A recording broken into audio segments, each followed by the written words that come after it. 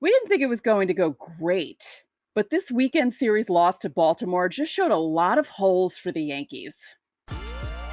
You are Locked On Yankees, your daily New York Yankees podcast. Part of the Locked On Podcast Network, your team every day.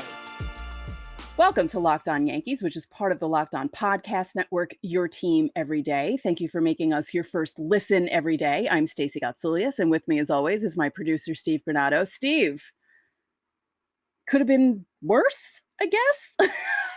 I like that.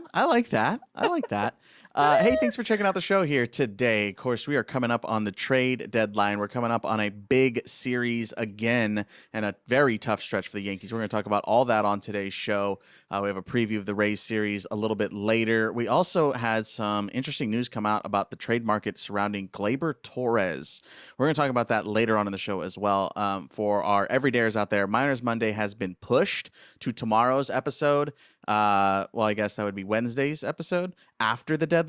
So we're going to do the minor stuff just in case there are any trades, and we can talk about that kind of stuff if the Yankees decide to move some of their prospects. So hang on Miners Monday. It'll be coming here in a couple of days.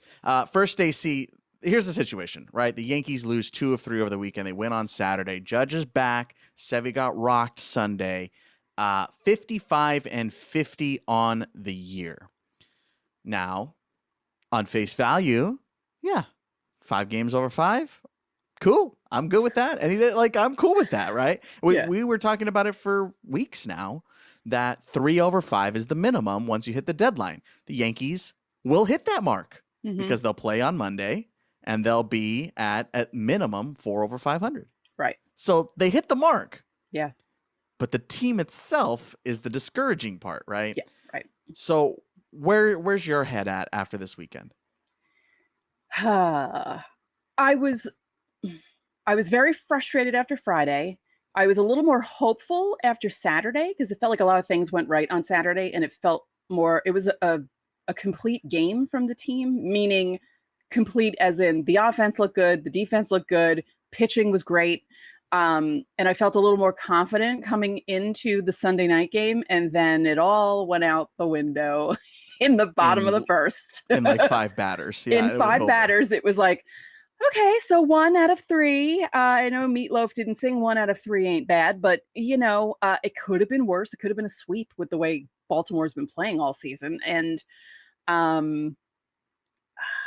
don't feel as bad as I thought I was going to feel. Does that make sense? Sure. Yeah, I don't feel as bad as I thought I was going to feel, but it's still annoying. It's frustrating for that kind of a game to happen on Sunday night.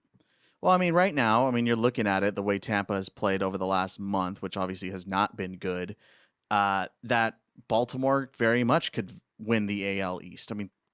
Tons of stuff still can happen. We haven't even hit August technically just yet. So a lot can still happen in the AL East, and I don't think the Yankees are going to be part of that party, but that's not what the Yankees are gunning for, right? That's very clearly not the path that they need to get to the playoffs if that's still the goal, which I think it still is, to be fair. So losing 2 of 3, again, on its face value, in my mind, is kind of what I was weirdly enough hoping for. Obviously, you're always wanting a series sweep or a series win, like all that stuff. Of course. But in a realistic sense, I'm going 1 of 3 over the weekend. I'm all right with. I'm okay with that. It's just the way that those games went. You take a look at what happened after Sevy on Sunday. If that inning goes fine, the Yankees win. Yeah.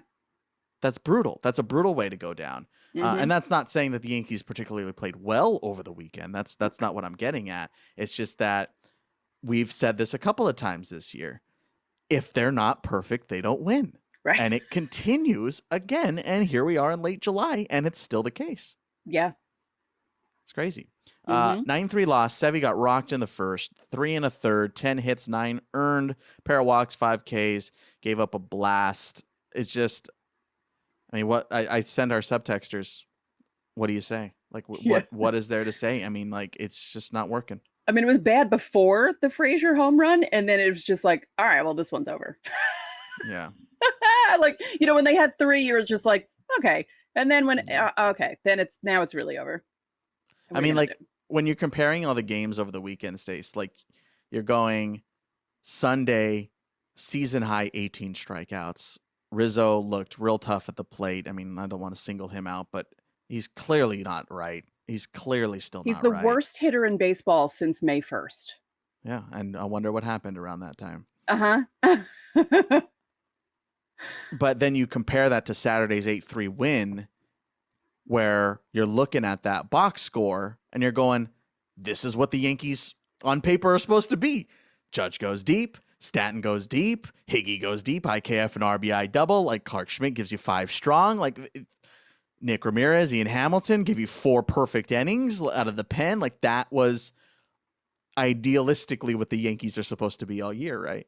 Mm-hmm. My man, Ian Hamilton. Yeah. He's doing his thing. Yeah, looking great. Again, Nick Ramirez too, right there in the same breath. Yeah. And a comfortable 8-3 win, right? Yeah. Yeah, it really was.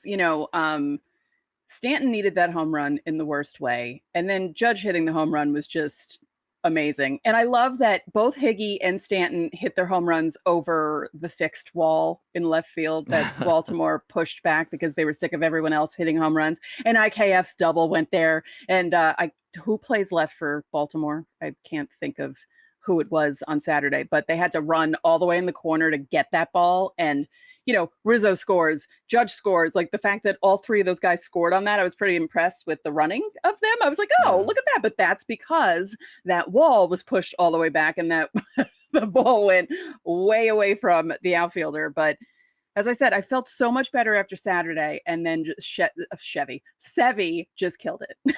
Yeah. A little Freudian slip there for you. Yeah. Judge plays Friday, Saturday. Of course, the Yankees, that was a heck of a pitcher's duel on Friday. The Yankees, not on occasion, more times than not this year, I guess is probably the better way to say it, have been lacking the big hit. That's pretty evident at this point. And well, to be fair, they did have a couple of balls that would have been hits if the Baltimore defense wasn't unbelievable on Friday. Like they were playing it was like a good game. Yeah, they were playing game. like they were protecting a perfect game. Like it was those kind of plays that they kept making. And I was just like, just walk it off in the 9th because I don't want to sit through extra innings because the Yankees are horrible in extra innings. So just do it. And, Santander did it for me. I was like, all right, fine. And I just turned it off. I was like, okay, it's done. Yeah. I mean, Gerrit looked great. Obviously not a ton of strikeouts, but just 3 hits and 5 Ks over 7 shutout. Big moments in the game of Stanton, first and second, 1 out, and he rolls into that double play. Bader in the 7th, same thing. Yeah. Rizzo got robbed in the 8th there, had a hard hit ball with 2 outs and runners on. So there were a couple of moments there that the game very clearly could have turned in the other direction, and it just didn't. That's how she goes sometimes. But so I want to get back to the Judge point of it here. Played Friday, played Saturday, obviously hit a homer, and that does wonders for the offense on Saturday. I don't know if I want to get into the sitting him on Sunday. That's a decision. That might be a medical thing, whatever. I'm not going to get into that. But just Aaron Judge as a whole in this current state, 3 games, really 2 games, don't make a full judgment on where he is at, but just having him in the lineup, is it enough for this Yankees team, Stacey, or is it just time to pull the white flag? No, they need someone else in the lineup. Yeah. Obviously, because I mean, I feel like someone was talking about Rizzo against the Royals last week when he was 4 for 4, and then since then he's like 2 for whatever it is, 19, something crazy like that. And I likened it to the last blips on a dying patient, the Royals game. That's what it feels like. That's what it feels like. They have to. I mean, I don't know why they're not doing anything right now, but they need to. If they want to make the wild card, that third, because it's going to be that third wild card at this point.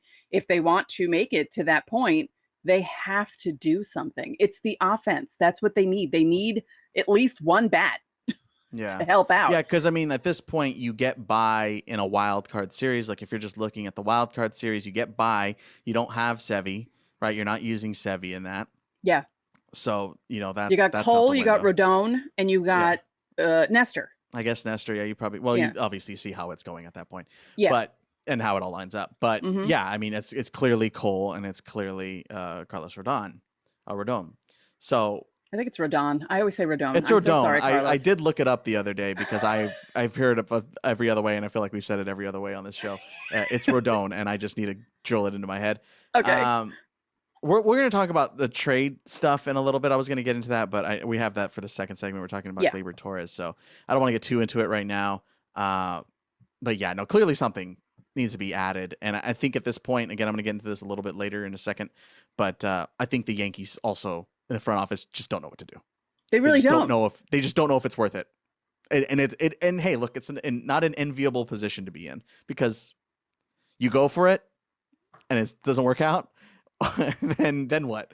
But you're the Yankees and you're supposed to go for it. So it is, rock in a hard place here. Mm-hmm. We're going to talk about more about that here in just a second, about the Gleyber stuff and everything else surrounding trades and where they're at with that. Of course, tomorrow, mark your calendars, hit that subscribe button because we're going live tomorrow on Tuesday, 5:15, the final hour of the trade deadline. We will be going live. It might be a dud, but it might not. Maybe the Yankees pull something out, but regardless, we will be right there with you for all the news that happens right at the trade deadline on our YouTube channel. If you're our audio listeners, make sure to check the episode description because the link to our YouTube channel is in there. And of course, if you're on the YouTube side, just hit subscribe right now. That way you get the notification when we go live tomorrow, 5:15. Hang out with us. We'll be answering questions with you guys and doing a whole bunch of stuff. And we'll do live reacts and all that. We have Twitter running for you, and we'll keep our eye on it. Or sorry, X. It's officially X now because that's a cool name and it makes total sense. All right, we're going to step aside.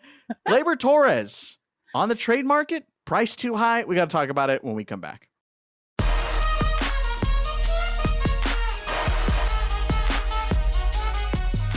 Take your first swing at betting MLB on FanDuel and get 10 times your first bet amount in bonus bets up to $200. That's right. Just bet $20 and you'll land $200 in bonus bets, win or lose. That's $200 you can spend betting everything from the money line to the over-under to who you think is going to hit the first home run.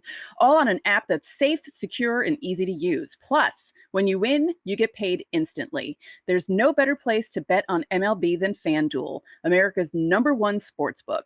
So sign up today and visit FanDuel.com/lockedon to get up to $200 in bonus bets. That's FanDuel.com/lockedon. FanDuel, official partner of Major League Baseball.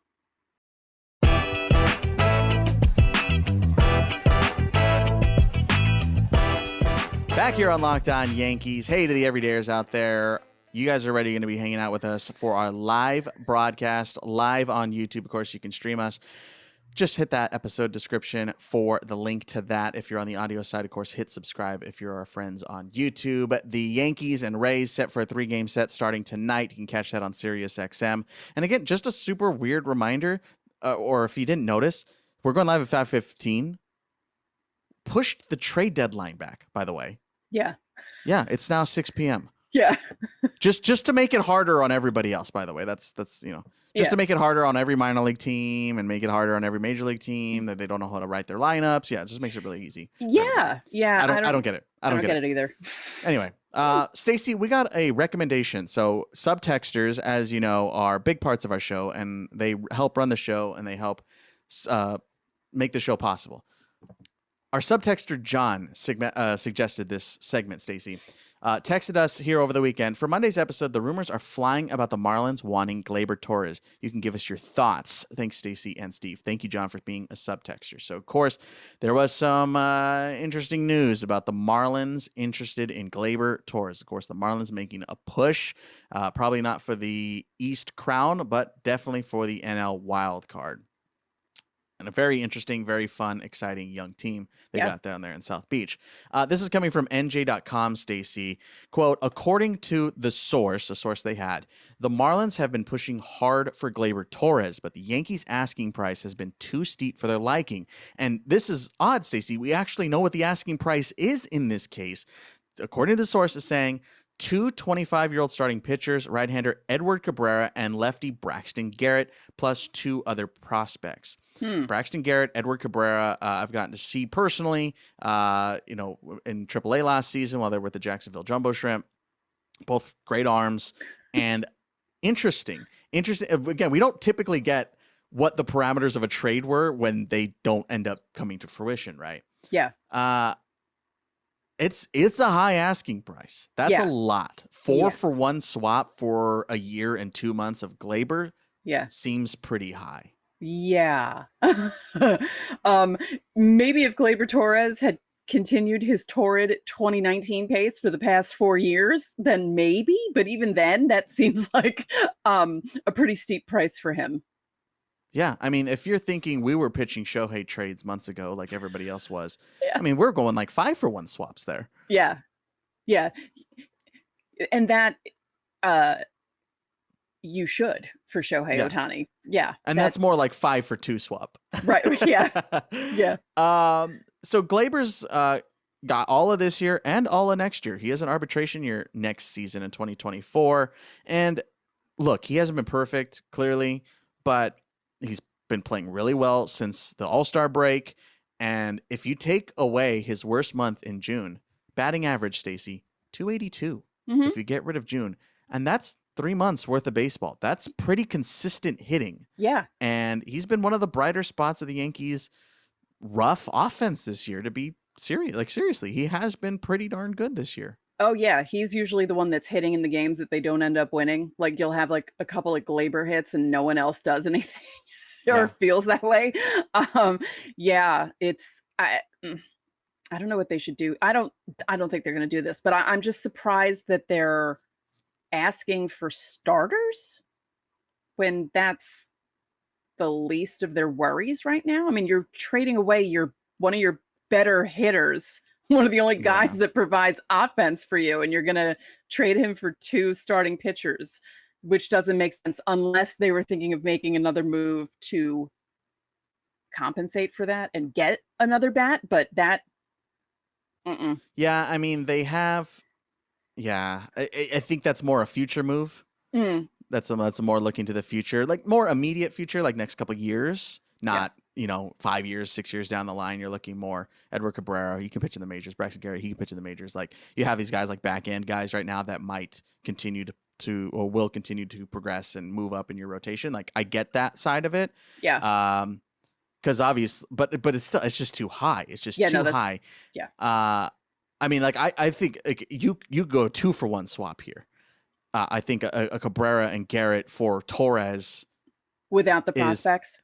Without the prospects, I think may go a little bit more.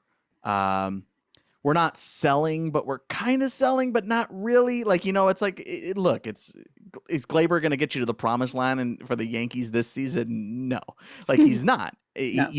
You'll gladly take the offense that you're getting from him. He's been good, but that's not changing the tides. Clearly, it's not changing the tides. Yeah. But for a team like the Marlins, who is looking to add a little bit more of a quote unquote veteran present, a guy that's been there a little bit more than some of those other young guys, that makes sense. That makes total sense for them. And they have a surplus of pitching, which they've had for a while now. Surplus of young pitching, which the Yankees, of course, last season gave up a good chunk of young pitching. Yeah, that's true. That kind of makes that part of it makes sense, but it's just funny because they need offense in the worst way if they're wanting to do anything. So that's what I'm saying. I think this is more a more immediate future. Not this year, but next 2-3 years. I think that's where their heads are at in that trade.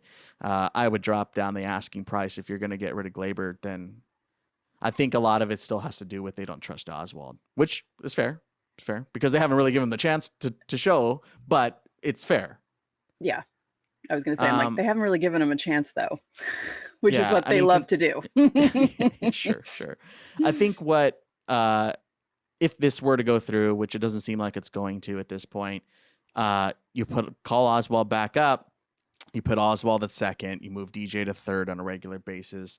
And then depending on the return, if you have these guys, if you have Gerrit, you have who was the other one? Cabrera up, not Oswald though, Edward Cabrera. Yeah.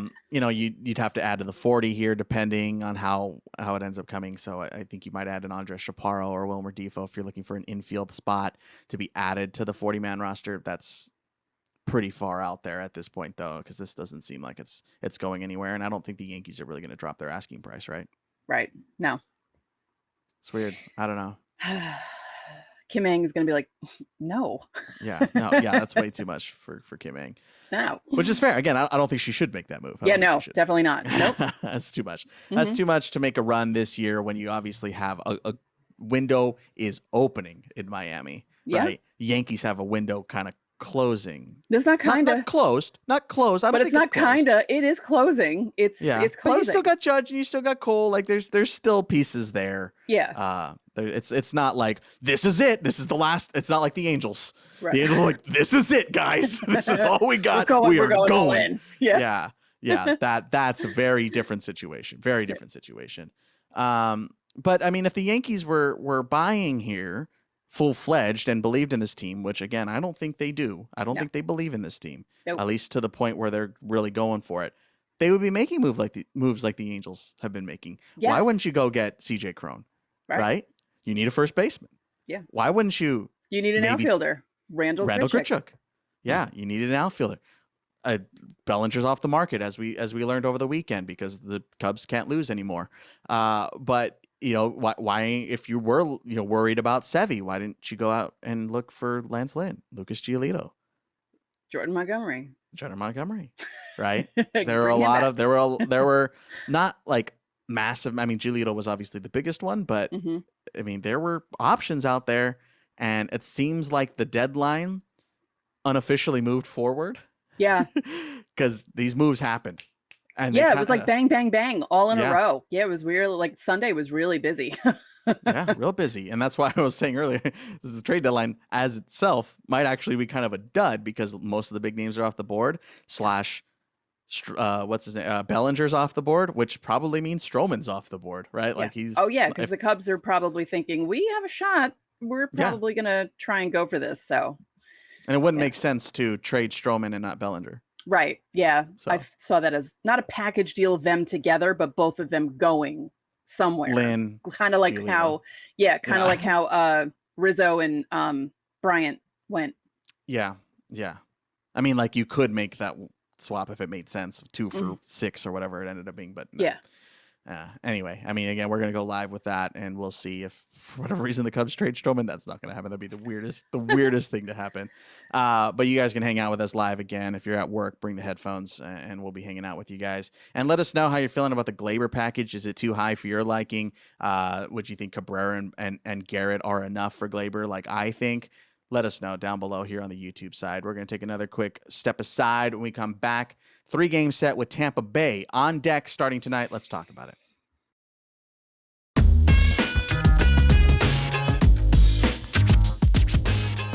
Back here on Locked On Yankees. Hey, don't forget you can catch the Rays series and every game this season on SiriusXM with John and Susan. Stace, as of us recording, we record post-game after Sunday Night Baseball. So we don't have the Yankees starting rotation just yet. We do know that the Yankees are going to face Tyler Glasnow, Zach Eflin, and Shane McClanahan, which is, let's call them a trio. Let's call them a real trio there. Yeah. And then, of course, after this set, we're going to see the Astros for 4 starting Thursday night, Friday, Saturday, and Sunday as well. Great. Tough stretch, man. Tough stretch. I think it's fair to think the Yankees could win 2 of 3 here in Tampa. They could. But they've struggled in Tampa. Yeah. No, they're home, aren't they? Are they? Am I losing my mind? I thought they were headed to Tampa. I thought they're home. Here. I thought this was this weird, like they're going to Baltimore for 3 and then going back home for the Rays. Unless I read the schedule. Oh, you're right. You're right. I'm sorry. You're right. Yeah. Yankees back home. Then they host Houston. I don't know why my brain was saying they were going to the Trop. Well, no, time. Just because they were home against the Mets, then they go to Baltimore for 3, and then they go back. It's just one I guess of those that would weird, make more sense. Yeah, it's a really weird scheduling thing, and I don't know why MLB does that, but I mean, I prefer them playing Tampa in New York because the Tropicana field is like a nightmare for them usually. Now let's be fair here for the Yankees. they played the Rays pretty tough when the Rays were really good in the beginning of the season and the Yankees were okay. The Rays have fallen off the last month and a half, which everyone kind of expected because they didn't expect them to play at no one expected them to play at the pace that they were playing in April. They won the first 13 games that they played, and they, didn't lose a series till whenever the hell it was in May. It was like they played at a really crazy pace. So they were falling off a little bit. They fell behind the Orioles. They're now in second place. And I know a couple of Rays fans on Twitter who are kind of panicking, and they're just like, oh God, if they lose to the Yankees, this is like really, like, we're going to start really panicking. Like, this is bad. Would it be nice 2 out of 3? Yes. Eflin hasn't been that great lately. Glasnow's been Glasnow. McClanahan's been McClanahan. I almost feel like the Yankees might have a better chance against these guys because, as I keep joking in every series, that anytime they face a guy that has an ERA above 6, they can't hit them. And anytime they face someone who's, lower than that, they do okay. So we'll see how this goes. And we'll see how many games Judge plays because that'll affect the game. Judge, on Friday night, he walked, 3 times, which I was very upset about because I didn't want him running the bases. And then I realized he's not going to run the bases. They're not going to hit behind him anyway. So it doesn't matter. He's okay. Yeah, he went 0 for 1, right? Yeah, he walked 3 times. It was. Yeah, that first at bat, he flied out to center or whatever. It's good that his eye is still. He comes back after missing, nearly 2 months, and he walks 3 times, and it just shows you how good a player he is, and that. Judge at 75% is better than most of the other guys in the lineup. Yeah. I was gonna ask you for bold predictions here, Stacey, because we do have a new series, and it is time for bold predictions. But do we want to skew it? Do you want to do something different? Do you want to do a bold predictions for the trade deadline? I don't think this is bold. The Yankees aren't doing anything. There's my bold prediction. We're going to be sitting here on Tuesday, and I'm going to be sitting here preventing myself from having a rage stroke because the Yankees aren't going to do anything. Hey, that's fair. That's fair. I think the Yankees. These are bold. Oswald Peraza is traded. Oh God, I hope not. Although I'm with you, but there's your bold prediction. There you go. It's like part of me hopes not, but the other part of me hopes so because I feel like he's going to have more of an opportunity with someone else because of the way they've been treating him. Yeah. There you go. There's your bolds. We did something different this time. A little different. Stace says no trades. I say Oswald is not a Yankee after Tuesday. The scratch him from the lineup in Scranton. Right. He'll be there. He'll be warming up, and then they pull him. In the same spot where he got the call-up for the first time. Fun stuff. Hey, that's how she goes. That's why they're bold predictions. Again, we'll find out if we're correct. Well, I guess we'll do that on Wednesday's show. Yeah. We'll do that on Wednesday's show. Yeah. Little change up to the pace there. I don't know. I don't think a 2 of 3 is too far out of the reach here. Yeah. They're chasing him at this point. They're not playing as well as they were. They obviously have had a lot of injuries. Tampa Bay, that is, I'm saying. So, they're on a bit of a downstroke. So this is, if you're the Tampa Bay Rays and you're a Rays fan base, this is the right time to be on the downstroke. Yeah. Because give it 2 more weeks, take off after that, and you're red hot for the postseason. The season is lining up correctly for the Tampa Bay Rays is all I'm saying, right? Yeah. Save all the injuries they've had. I don't know. What do you think? Let me know in the comment section. 2 of 3? Am I crazy? Am I losing my mind? Am I too hopeful? Am I too happy here? Let me know down in the comment section down below. Hey, of course, while you're there, drop your questions for Fan Mail Friday. There's a pinned comment here on YouTube. And, of course, you can join our subtext to skip the line there. And like John did for the second segment today, suggest a segment to us. That's super fun. And, again, you guys run the show on subtext. Thank you guys so much for supporting us. Don't forget, again, one more time, live stream Tuesday, 5:15 p.m. Eastern. Stacy and Steve with no edits for an hour. Can we talk about baseball for that long? Yeah, I've talked about it for like 7 hours straight. You're fine. Yeah. So come hang out with us on YouTube. Again, for our audio folks, it's in the episode description. Hit subscribe if you're on the YouTube side. And that's going to do it for today's Locked On Yankees. I'm Steve Granado. And I'm Stacey Gotsoulias. We will see you tomorrow.